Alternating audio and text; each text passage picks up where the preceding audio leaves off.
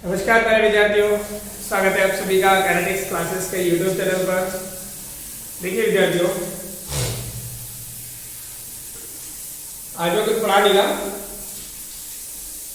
बस आप लोगों से कुछ बात करेंगे क्योंकि बहुत टाइम से आपसे कुछ बात नहीं हो पाई है। तो मुझे लगता है कि अभी ये बेहतर समय है कि आपसे कुछ बात की जाए। अभी आज मैं ये वीडियो रिकॉर्ड कर रहा हूँ 4 जनवरी है बेटा, 4 जनवरी 2023 आज है। और हमारा जो एग्जाम है, चाहे सीबीएसई हो चाहे आरबीएसई हो, मैं सभी विद्यार्थियों के लिए बात कर रहा हूँ जो भी 10th और 12th क्लास के अंदर हैं या बोर्ड परीक्षाओं की जो तैयारी कर रहे हैं उन विद्यार्थियों से मैं बात कर रहा हूँ कि सीबीएसई ने अपना टाइम टेबल जारी कर दिया है और वो आपको फरवरी में है। आपको पता है बिल्कुल 15 फरवरी से 12th क्लास के और 10th क्लास के एग्जाम 27 से है। वहीं अगर मैं बात करूं राजस्थान बोर्ड के लिए विद्यार्थियों के लिए, आरबीएसई बोर्ड के विद्यार्थियों के लिए या स्टेट बोर्ड के जो विद्यार्थी हैं उनका भी टाइम टेबल बहुत जल्दी जारी हो जाएगा। मुझे लगता है कि आपका जो एग्जाम होगा वो होगा मार्च के फर्स्ट वीक में। मेरी बात ध्यान से सुनिएगा, मार्च के और फर्स्ट वीक में 1 से लेकर के 10 तारीख के बीच में आपका डेट अनाउंस हो जाएगा, मार्च 2023। और सीबीएसई का डेट लिस्ट आ चुका है, वो आपने देख ही लिया होगा। ठीक, तो समय आपके पास ऑलमोस्ट, अगर मैं आपसे बात करूं तो जनवरी में आपके 27 डेज हैं, 27 दिन आपके जनवरी में है। और फरवरी में आपके पास सीबीएसई वालों के लिए तो कम है, लेकिन आरबीएसई बोर्ड के या स्टेट बोर्ड के विद्यार्थियों के लिए पूरा फरवरी है। फरवरी में आपका 28 डेज, 27 और 28 एक तरीके से अगर मैं बात करूं तो टोटल आपके पास में कितने डेज हैं? 56 दिन, 56 डेज आपके पास बाकी है अभी, फिर आपका एग्जाम हो जाएगा स्टार्ट। मैं अभी बात कर रहा हूँ 56 दिन आरबीएसई बोर्ड के विद्यार्थियों के लिए, लेकिन अगर मैं बात करूँ कि सीबीएसई बोर्ड के जो विद्यार्थी हैं उनके लिए, और आई थिंक लास्ट आपके पास 30 से 40 दिन है जिनमें आप एक्यूरेट स्टडी कर सकते हैं। बस इतना से समय है, क्योंकि 26 दिन 27 दिन आप जनवरी के मान लीजिए और फरवरी में आप मान लीजिए 15 दिन मोस्ट, क्योंकि 15 तारीख से आपके एग्जाम स्टार्ट है। तो इसमें आपको 12th क्लास के जो विद्यार्थी हैं उनकी अगर मैं बात करूं तो आपको यहाँ पे दोनों को प्रैक्टिकल एग्जामिनेशन कंप्लीट करना है, बिल्कुल है। प्रैक्टिकल एग्जाम आप कंप्लीट करेंगे, अगर कोई असाइनमेंट है तो वो भी आप कंप्लीट करेंगे। प्रोजेक्ट वर्क जिसे आप कहते हो या असाइनमेंट वर्क आपको कंप्लीट करना है। नेक्स्ट देन आपको फाइनल एग्जाम या रिटर्न जो एग्जाम होगा आपका, उसकी आपको तैयारी करनी है, फाइनल एग्जाम। यानी कि आपका जो शेड्यूल है मोटा मोटा मैं कहूं तो यहाँ के बाद में बहुत ज्यादा बिजी है। यहाँ के बाद आपका जो शेड्यूल है वो बहुत बिजी रहने वाला है, बहुत ज्यादा बिजी।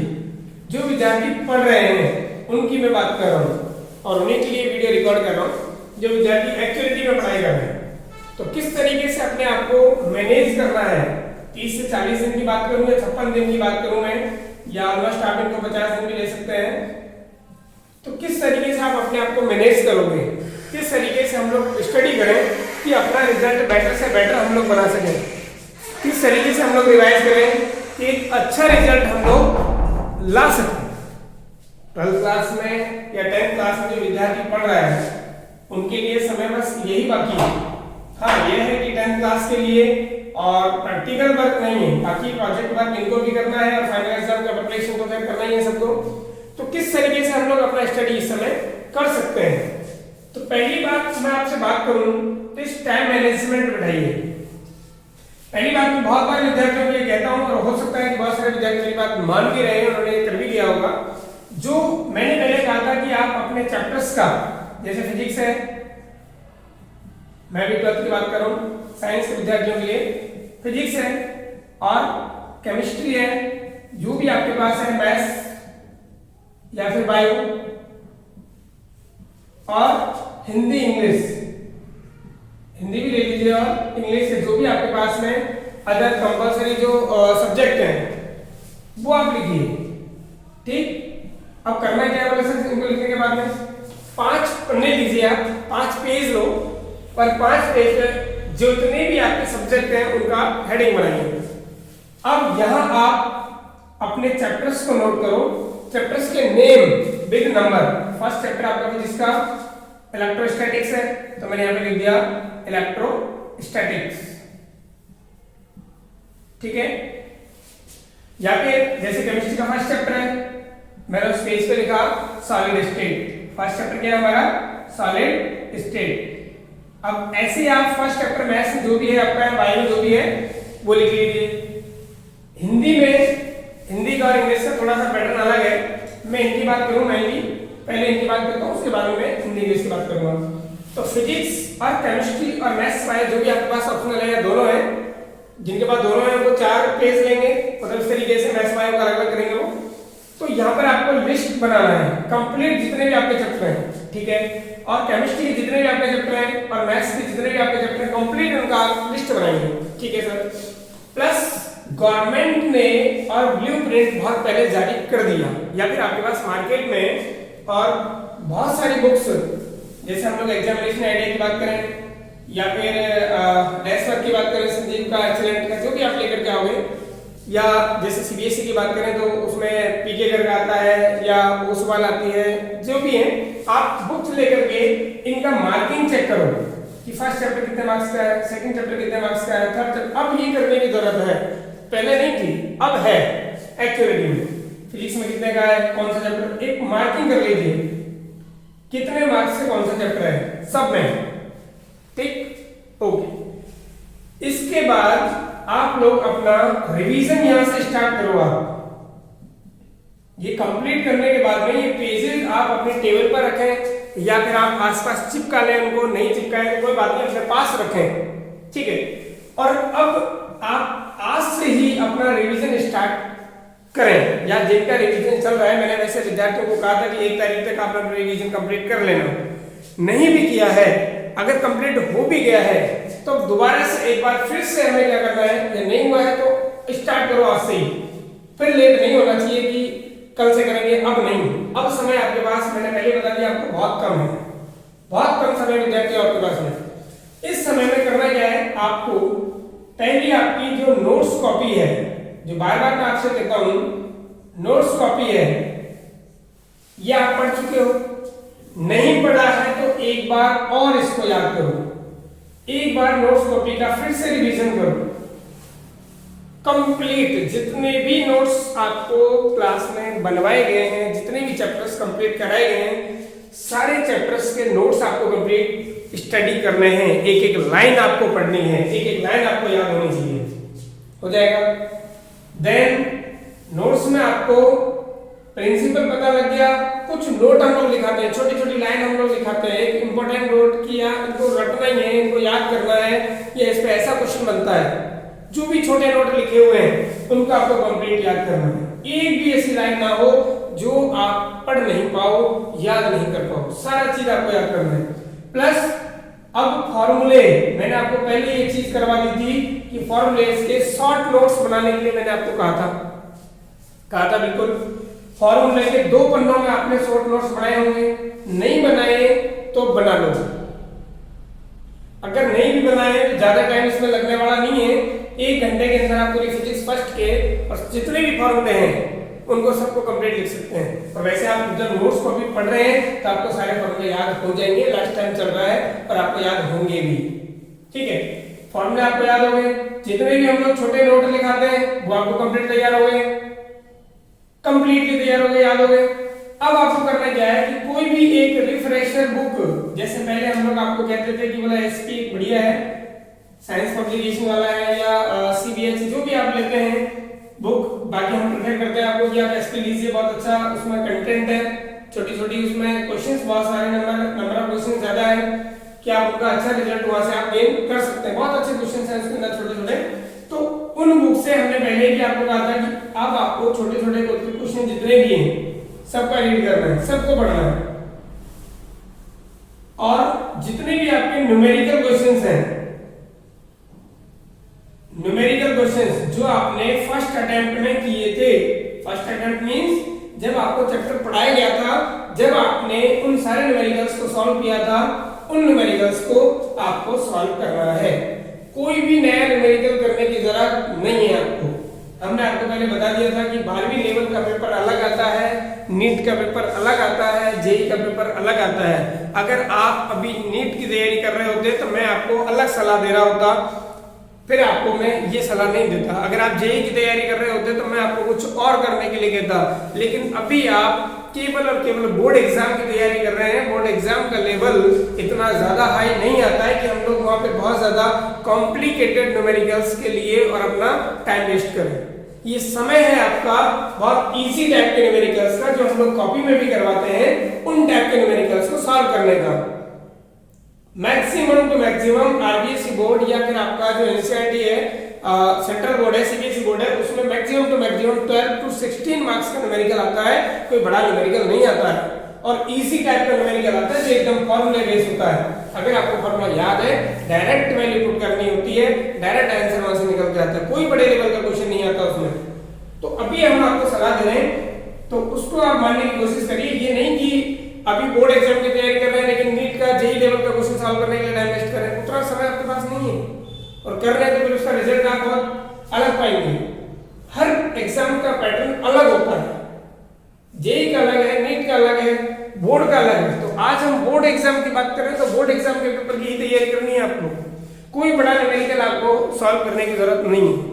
एक सिंपल ही न्यूमेरिकल सॉल्व जो हमने आपको क्लास के अंदर बताया था कि इस टाइप के न्यूमेरिकल आपके आते हैं और यही न्यूमेरिकल आपको सॉल्व करना है। 101% बोर्ड एग्जाम के अंदर जो न्यूमेरिकल आएगा वो आप सॉल्व कर लोगे, 100% कर दोगे। आपने हाफ ईयरली का पेपर दिया था, आप प्री बोर्ड भी देंगे, आपको समझ में आ रहा है कि किस लेवल का हमारा पेपर बनता है, फिर भी आप ये बात नहीं मान रहे हैं तो फिर आपका टाइम वेस्टेज है।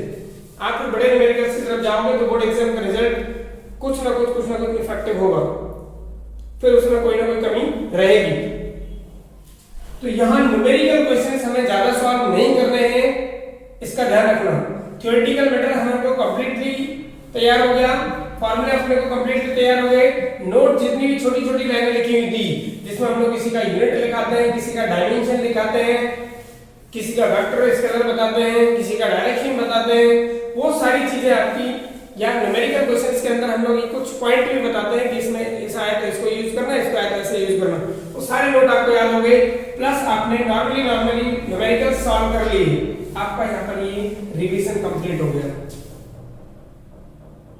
और पॉसिबल हो तो इस रिवीजन को आप 15 जनवरी से पहले कंप्लीट, 15 जनवरी तक कंप्लीट करिए इस न्यूमेरिकल को। मतलब ये जो आपका रिवीजन है हर सब्जेक्ट का, सर कैसे होगा, तो हम ये चीज आपको पहले से ही कर रहे हैं। अभी आपकी छुट्टियां चल रही है मोस्टली स्कूल्स की छुट्टियां हैं, तो अभी आपके पास ये टाइम है कि इस टाइम को यूटिलाइज किया जाए और उसमें पूरी तरीके से अपने जितने भी चैप्टर कंप्लीट हो गए हैं, मुझे लगता है कि ऑलमोस्ट अभी तक सारा सिलेबस आपका कंप्लीट हो चुका है। रहा होगा तो एक या आधा चैप्टर बचा हुआ है, उसकी चिंता ना करके हमारे को जितना पढ़ा दिया गया है उसकी चिंता करिए कि उसको हमें तैयार करना है। और कैसे तैयार करना है वो मैं आपको बता रहा हूँ। फर्स्ट चैप्टर आपका कंप्लीट हो जाए, टिक कर दीजिए कंप्लीट है, मींस उसका कॉपी पढ़ लिया, उसके फॉर्मूले याद हो गए, उसकी छोटी छोटी बातें याद होगी, उसके नॉर्मली न्यूमेरिकल सॉल्व हो गई, चैप्टर टिक किया। एज इट इज आपको करना है, हर दिन आपको करना है। सेकंड, आप इसी दिन लिख दीजिए कि कल कौन सा चैप्टर है, नेक्स्ट पढ़ेंगे। अब रेगुलरिटी से चलो, रेगुलरिटी से फर्स्ट के बाद सेकंड भी रिवाइज करना है। वो आपका टाइम टेबल है कि आप किस तरीके से एक दिन में 2 आपसे हो पाते हैं या एक ही हो पाता है या 3 हो पाते हैं, वो आपका टाइम टेबल है। अभी आपके पास समय की कोई कमी नहीं है, समय की कोई कमी नहीं है, अभी आपके पास खूब समय है। बात यहाँ पर इस तरीके से आप इतने सारे सब्जेक्टों का अगर सिलेबस कंप्लीट कर लेते हैं 15 से 20 जनवरी तक, 15 से 20 जनवरी तक अगर आप ये काम कंप्लीट कर लेते हैं तो यकीनन आपका रिजल्ट बहुत अच्छा होने वाला है। अब बात आती है हिंदी और इंग्लिश की, उसमें क्या करना है, उसका क्या करना है, तो हिंदी इंग्लिश किस तरीके से करोगे, तो हिंदी इंग्लिश के लिए आप ये पैटर्न अपनाओ कि हिंदी इंग्लिश के और 10 साल के आप लास्ट प्रीवियस ईयर के जो क्वेश्चंस पेपर है उनको देखिए। हिंदी हो गया और इंग्लिश हो गया, या जो भी आपका, मैं ये नहीं कह रहा कि मैं हिंदी इंग्लिश जिनके पास है उन विद्यार्थियों की बात कर रहा हूँ मैं, चाहे 10th का हो चाहे 12th का हो। अच्छा ये बात मैंने 12th के लिए बताई, फिजिक्स केमिस्ट्री मैथ्स बायो वाली, ये आप चाहो 10th वाले विद्यार्थी जो सुन रहे हैं, जो वीडियो देख रहे हैं, वो 10th वाले भी कर सकते हैं। आपको साइंस का, मैथ्स का, एसएस का और संस्कृत का, हिंदी इंग्लिश का जो भी है उनका सबका कंटेंट लिखना है, चैप्टर के नाम लिखने हैं और वन बाय वन आपको कंप्लीट करना है। नोट्स मींस कॉपी जो भी लिखवाई गई है उसके सारे नोट्स, उसके फॉर्मूले जितने भी हैं, छोटी छोटी बातें जितनी भी लिखाई गई हैं, वो सारी आपको कंटेंट्स याद हो जाती हैं। उसके बाद हम लोग अभी हिंदी इंग्लिश पर भी आपको डेली काम करना है, तो किस तरीके से आप हिंदी इंग्लिश को तैयार करोगे अब आगे सुनिए। हिंदी में आपको जो भी आपका सिलेबस पैटर्न आता है, एक क्वेश्चन पेपर देखिए आप, मतलब एक पेपर आप एनालाइज करिए। एक लास्ट ईयर का, प्रवेश ईयर का जो क्वेश्चन पेपर है उसको लीजिए, या अभी आपका जो हाफ ईयरली हुआ है उस पेपर को लीजिए, उसका एनालाइज करिए कि उसको एनालिसिस में ये पता लगाइए कि उसमें आ क्या रहा है, आता क्या है पेपर में। अगर आपकी बुक के क्वेश्चंस आते हैं और आपके जितने पैराग्राफ आते हैं, जैसे आप पैसेज आते हैं, तो पैसेज या पैराग्राफ आएगा, राइटिंग पोर्शन में कौन कौन से टॉपिक आ रहे हैं, ग्रामर में आपके कौन कौन से टॉपिक आ रहे हैं, उन सबका एक लिस्ट बनाइए। कि पेपर में आता क्या है, और वन बाय वन उनको आप कंप्लीट करिए। इस तरीके से करोगे कि आज हमने चैप्टर पढ़ लिया, कल देखेंगे कोई ग्रामर का टॉपिक पढ़ लेंगे, परसों कुछ और पढ़ लेंगे, फिर चौथे पांचवें दिन वापस से रिपीट वही टॉपिक पढ़ लेंगे, तो वैसे काम नहीं चलेगा। अब आपको एक लिस्टिंग करना पड़ेगा, एक सिस्टमैटिक स्टडी करना पड़ेगा, जिसमें सारे टॉपिक्स आपके कवर होने चाहिए कि ये टॉपिक मेरे एग्जाम्स में आते हैं, ये मेरा सिलेबस है। ये काम आपको कंप्लीट करना पड़ेगा दोनों में, इसमें इंग्लिश में भी और हिंदी में भी। क्या आपके आता है, मैसेज आ रहा है, राइटिंग पोर्शन में कौन कौन से टॉपिक आ रहा है, आपके टेलीग्राम आ रहा है, या आपका लेटर आ रहा है, या ईमेल आ रहा है, या नोटिस आ रहा है, जो भी है, एडवर्टाइजमेंट आ रहा है, जो भी है, उनका लिस्टिंग करना पड़ेगा आपको कि क्या क्या मेरे आ रहा है, क्या क्या नहीं आ रहा। और उस लिस्ट करने के बाद, उन टॉपिकों को लिखने के बाद में आप जहां भी पढ़ते हैं अपनी टेबल पे, अपने आसपास की वॉल पे उसको चिपकाना है, ताकि आप हर दिन उस पर टिक कर सको कि मेरा ये टॉपिक कंप्लीट है, ये टॉपिक कंप्लीट है, ये टॉपिक कंप्लीट है। अब ये सोचने का समय नहीं है, टाइम खराब करने का समय नहीं है बिल्कुल भी। ये समय है कि आप वास्तविकता में अपनी स्टडी के लिए लग जाओ, आपके पास समय नहीं बचा। अगर आप अच्छा रिजल्ट चाहते हैं तो, अगर आपने अभी अपना अगर समय वेस्ट किया तो फिर आपका रिजल्ट बेहतर नहीं होगा। लेकिन ये अच्छा समय है, आपके पास कोई मेंटली प्रेशर नहीं है, क्योंकि आपको स्कूल की भी छुट्टी हो गई है, एक अच्छा माहौल आपको घर में मिलेगा। बढ़िया तरीके से बैठ करके, सुबह उठ करके, जल्दी उठ करके अपना, और जो भी आपका शेड्यूल रहता है अच्छे से स्टडी करिए, बिना मतलब की चीजों पे फोन यूज करना, या जो भी आपके एक्स्ट्रा एडिक्शंस है बॉडी के अंदर, सोने का है या फोन चलाने का है या सोशल मीडिया प्लेटफॉर्म पर रहने का है, उनको सबको खत्म कर दीजिए। ये दिन है आपके जो आपके करियर को चमका सकते हैं, आपका परसेंटेज बहुत अच्छा बना सकते हैं। मैंने कहा कि परसेंटेज सब कुछ है, ऐसा कुछ नहीं, लेकिन हाँ एक बेहतर रिजल्ट आप लोग बोर्ड एग्जाम्स में बना सकते हैं, क्योंकि ये समय आपका एग्जाम्स की तैयारी करने का है। मैं 2 परफॉर्मा आपको बना करके बोर्ड पर दिखा रहा हूँ कि आपके लिए ये एग्जाम कितना इजी है, अगर आप चाहें तो कितना आसान है आपके लिए एक अच्छा रिजल्ट बनाना। बहुत आसान है, कोई बड़ी बात नहीं है, बहुत आसानी से रिजल्ट बन जाएगा। देखिए मैंने चार्ट आपको ड्रॉ किया, और ये चार्ट क्या है, इधर लिखिए मैंने सब्जेक्ट 12th की अगर मैं बात करूं, देखिए हिंदी, इंग्लिश, फिजिक्स, केमिस्ट्री और मैथ्स, बायो, इनका ही आपका एग्जाम होगा बिल्कुल। सेशनल मार्क्स आपके स्कूल से जाते हैं, और हिंदी, इंग्लिश और मैथ्स में जाते हैं 20 में से। तो यहाँ पे हिंदी में 20, इंग्लिश में 19, उल्टा थोड़ा बहुत अंतर आएगा, हो सकता है 18 हो जाए, ये 19 हो जाए, हो सकता है दोनों में 20 हो जाए, 17 आ जाए, तो ज्यादा कोई से फर्क नहीं पड़ेगा, 2-3 नंबर का फर्क पड़ेगा। मैथ्स में 20 ना जा करके 19 हो जाए, 18 हो जाए, 17 हो जाए, यही फर्क पड़ेगा। बायो में सेशन मार्क्स आपको जाते हैं 14, और फिजिक्स केमिस्ट्री में प्रैक्टिकल जितने भी आपके सब्जेक्ट होते हैं, प्रैक्टिकल सब्जेक्ट में जो सेशनल मार्क्स है वो 14 में से जाते हैं। वहीं प्रैक्टिकल की बात करें तो हिंदी का प्रैक्टिकल होता नहीं है, इंग्लिश का होता नहीं है, मैथ्स का होता नहीं है। तो यहाँ पे होगा फिजिक्स केमिस्ट्री और बायो का। जिसके बाद दोनों फिजिक्स केमिस्ट्री प्रैक्टिकल सब्जेक्ट है, 30 मार्क्स का होता है। यहाँ हम लोग सेशनल 2 टाइप्स देते हैं, हिंदी इंग्लिश और मैथ्स जो है उसमें देते हैं 20 में से, और फिजिक्स केमिस्ट्री जो प्रैक्टिकल टॉपिक है चैप्टर है और सॉरी प्रैक्टिकल जो आपके सब्जेक्ट है उनमें देते हैं 14 में से। बात आती है प्रैक्टिकल एग्जामिनेशन को होता है 30 मार्क्स का। हो सकता है आपके 30/30 हो अगर अपन ने अच्छे से पढ़ाई की तब, हो सकता है आपके 29 हो या किसी सब्जेक्ट में 29 किसी में 30, हो सकता है 28 27 आ जाए या और भी कम हो जाए, वो डिपेंड करता है आपकी पढ़ाई के ऊपर। मैंने मोस्टली लेकर के चला 29 और एक में 30, ठीक है।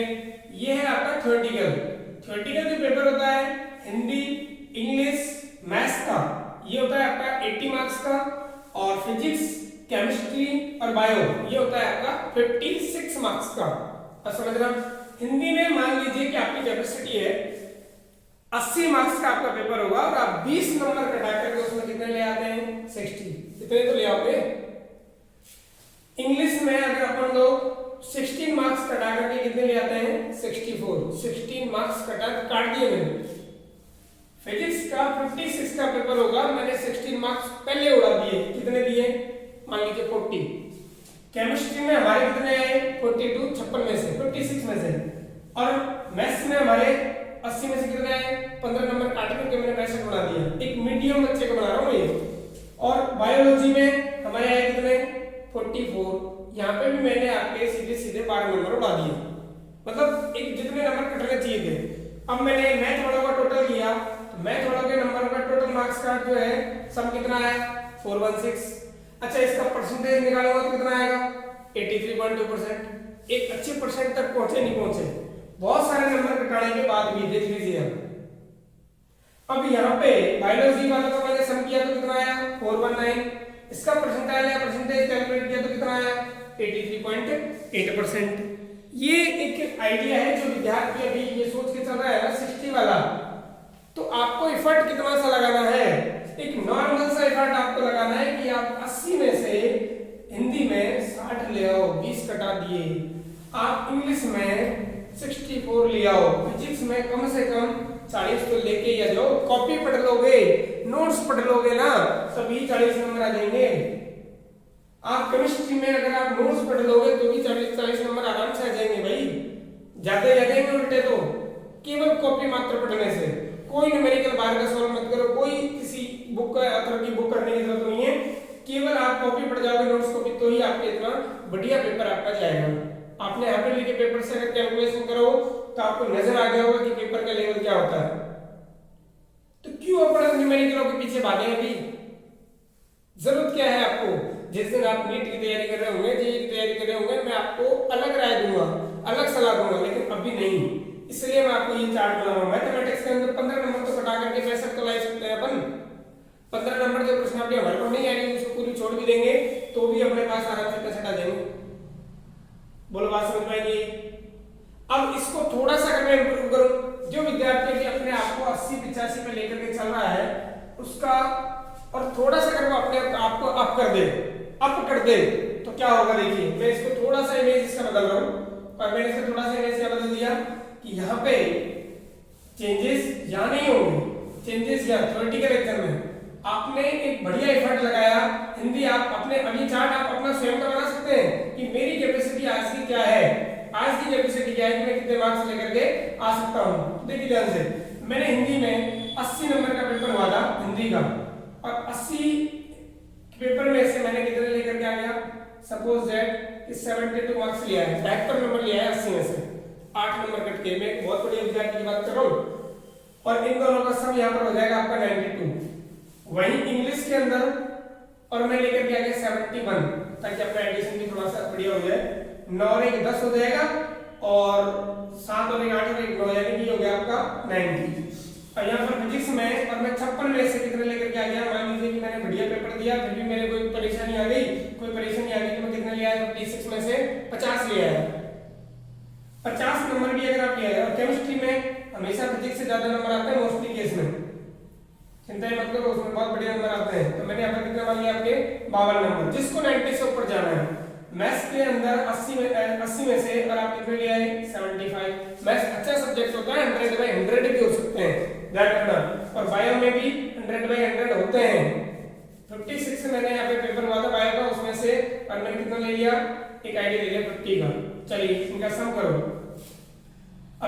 कितना बैठ जाएगा 43 और 50 को अगर मैं प्लस करूंगा तो कितना आएगा 93। ये हो गया हमारा कितना 43 और 52 को अगर मैं ऐड करूंगा तो कितना आएगा 95। यहाँ पे अगर 20 और 75 को प्लस करूंगा तो कितना आएगा और ये हो जाएगा 95। अच्छा इनको प्लस करो कितना आएगा 2 और 3 5, 5 और 5 10, 5 15 की 5 का सिर्फ एक हो गया 9 18 27 36 45 और एक 40। 465 बटे में बेटा 5 का भाग दो 465 में कितना आएगा 5 9 45 1 और 5 से 15। वही वाले वाले को अगर मैं कंसीडर किया हमें टोटल कितना आएगा तो बोले 50। ये हो गया आपके पास 43 और ये हो गया 93 टोटल। और 93 अगर आप प्लस कर रहे हो जाए 95 हटा दो 95 की जगह 93 यानी कि 2 कम कर दो यहाँ से 2 कम कर दिए तो कितना आ जाएगा 463 बटे में 5 किया तो कितना आएगा 45 1 और 2 पॉइंट कुछ आएगा। पास में पारी नहीं आ रही है क्या ये लो। तो देखिए आपके नॉर्मल से इफेक्ट से और कितना बड़ा एक डिफरेंस क्रिएट हो रहा है, किस परसेंटेज पर आप पहुंच रहे हैं। बहुत आसान है नहीं है। अब फिर भी देखो आप फिजिक्स में मैंने कितना नंबर काट दिया आपको बड़ा न्यूमेरिकल कटर न्यूमेरिकल उड़ा दिया बेटा मत करना है न्यूमेरिकल, तब भी आपके नंबर 50 ले आना। अगर 50 से ऊपर अगर आप एफर्ट करते हैं तो देखिए आपको परसेंटेज कहां जाएगा। बस सकते आपको संभालना किसको है, हिंदी इंग्लिश को संभाल लो। 8 नंबर मैंने 9 नंबर काट दिए फिर भी आपकी परसेंटेज ये है भाई। अगर आपने नंबर नहीं कटाए तो देखो आपका रिजल्ट कहां होने वाला है। इसी 72 को अगर आप 78 पर लेकर जाओ या 75 पर लेकर जाओ 3 नंबर यहां बढ़ा लो 4 नंबर यहां बढ़ा लो 3 और 4 7 और डालिए। यहां पर अगर आप 2 नंबर बढ़ा लो कितने बढ़ गए 9। यहां पर अगर आप 1 नंबर बढ़ा लो 10 और यहां पर अगर आप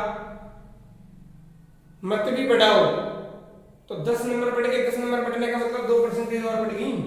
कितने पर पहुंच गए 95 पर। एक मोटा मोटा कैलकुलेशन लेकर के चलो कि हमारा एक्चुअली अभी लाई क्या है, हम कहां पर लाई कर रहे हैं प्रेजेंट में, ये जरूरी है आपका जानना। और एक मैं कह रहा हूं ये चार्ट आप अपना खुद का बना करके अभी चेक कर लो कि हम कितनी हमारी कैपेसिटी अभी है। लेकिन मैं चाहता हूं कि आप पूरा रिवीजन कर लो। रिवीजन करने के बाद में आपको टेस्ट सीरीज करनी है, आपको टेस्ट लगाने हैं, खुद के लगा लो। अगर स्कूल से छुट्टी है तो स्वयं के मॉडल पेपर बहुत से प्रेजेंट है मार्केट के अंदर, बहुत मॉडल पेपर प्रेजेंट है।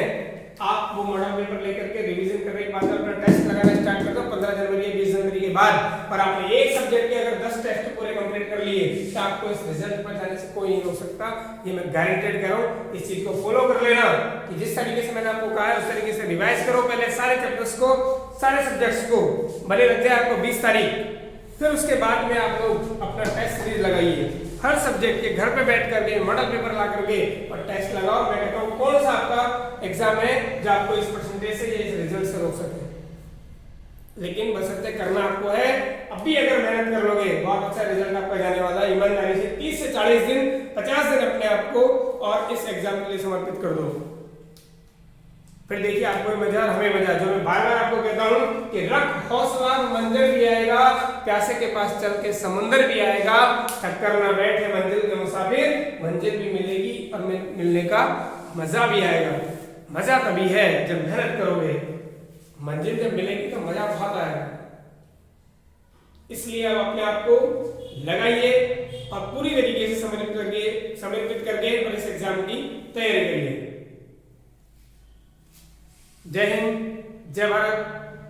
आप सभी के वीडियो देखने के लिए धन्यवाद और ज्यादा से ज्यादा बोर्ड क्लास के विद्यार्थियों के पास ये वीडियो पहुंचाने का प्रयास करें। Thank you.